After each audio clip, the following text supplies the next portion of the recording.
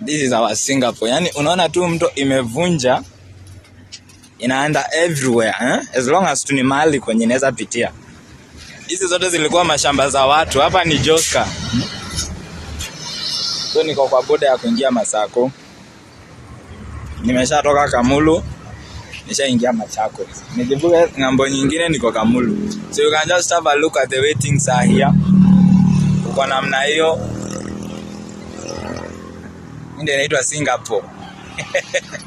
Singapore. You can just have a look. Nilikuwa the other side. Hata ile mti imebeba. Ile mti kwangi pale by the way. You see? Tushafika Singapore. And we are still moving on. I think next time tutaenda Kuwait.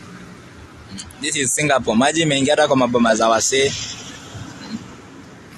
Hizo zote zilikuwa huko ni shamba za wasee. Pale kuna nyanyas. So you just have a look at the way things are here.